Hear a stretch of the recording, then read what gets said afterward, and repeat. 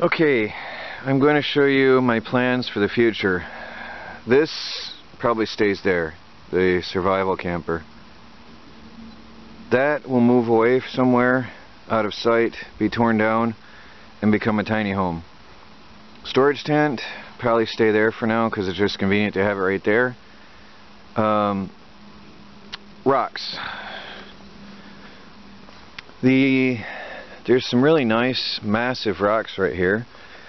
I'm going to take all these little stones off of them, and this is one massive rock. It's really can be beautiful. And the idea, I'm going to take all these stones off, probably use them on a project somewhere, build a rock wall, or use it in my my creek or pond or whatever, or in my garden. Now I'm going to come out with shade-loving flowers and plants and ground cover all the way around here, and come around the base up to the angle of this tree here, and then back around.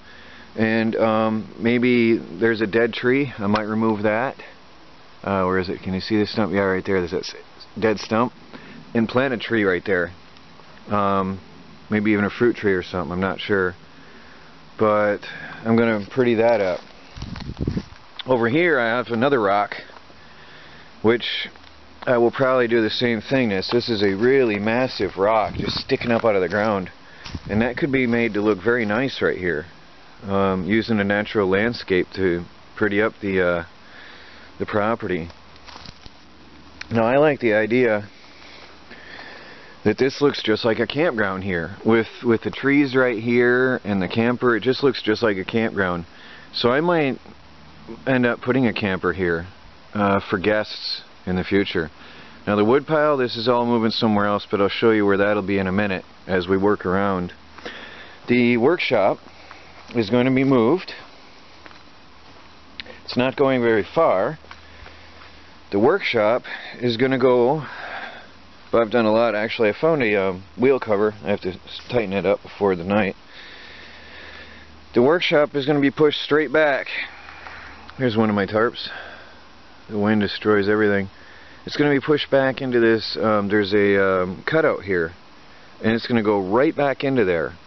Now you can see the line of the garden here, and you can see where that goes. And there's garbage people have left in here. All this garbage has to go. This is stuff people have left here through the years before I arrived. I'm going to clean up all this garbage everywhere. There's empty cans and bottles all over the place. All this will go away. Piece by piece I'll start throwing in on the landlady's trash. This fence line, the electric fence will be moved and will surround the whole perimeter of the meadow. All the way around the whole perimeter of the meadow, including around the campers, all the way to the front gate. Yes, there will be now a gate. There's going to be an electrified gate up there right where my truck is parked right now. And this whole area, all the way around, is going to be electrified, all the way around the whole perimeter. I might even go off into the forest a little ways on all sides to give the chickens a protected runway. The garden, since I'm standing right here, the garden will be just about where it is now. With right where the posts are is going to remain the boundaries of the garden, but with one little difference. It's going to stay about as long as it is now, this way, but it's going to go all the way across where I had previously had the chicken run. That whole area is going to be a garden. This whole thing, all the way around and all the way over here, because I'm going to get a tiller this year, and I'm going to till this ground. I'm going to continue trying to get the raised beds put up, but it was a lot of work. And honestly, it's too much, and it's too much stress trying to rush it. I'd rather plant quickly, plant properly, and worry about the raised beds as I go. I can always add that in later years when I have time or whatever. So this is all garden. Now, this area here, space between the fence line and the wood line, is going to be a driveway. Okay. Now I'm going to have, not all of it, I'm going to come out from the fence line here a little ways. It's hard to really see the scale of things, but if you look here, I'm going to try to show the fence line up to about where the metal shed is there. If you can see it, that space there is going to be, the fence is going to come out, and this will be a chicken runway, and that chicken runway is going to extend out and surround the solar panels, probably about to where that bush is over there. So from that bush to the wind turbine is all going to be a chicken runway. The chickens will free range all the way across this section and then down the strip outside the garden. That's going to have the benefit of the chickens will keep the grass down along the fence line of the garden. So it'll help me a lot keeping the weeds out of the garden. Now the chicken strip, the free range chicken area, is going to also extend around this set of blueberries and around those stumps where that garbage is that I showed you a minute ago.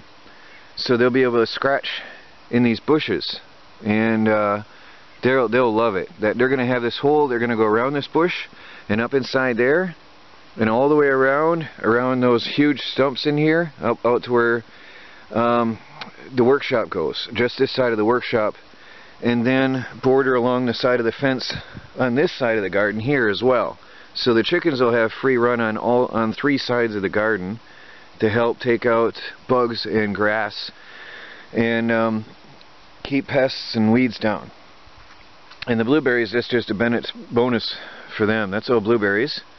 That's a blueberry bush, and they'll be able to scratch and dig in the weeds there, and they're going to love it. Now, come back over here, give you an idea. The RV is moving over here. See where the snow is? Well, just past the snow is a raised flat area, and actually there's a deep indentation goes up in there. I'm gonna probably knock out some of these trees and some of these trees here, widen this strip up there, and put the RV back in there. And then actually the RV might go in this direction. I'm not yet sure, but I think I'm going to put it in this direction, and then knock out a V-type shaped section of trees, so I can have a wood shed out there and a barbecue shed, screened in barbecue shed, put my grill in there permanently. Now, and then the RV will be enclosed, and having that forest behind it will help block some of the wind, I believe. Now we've got from this bush all the way across here up to the snow line here.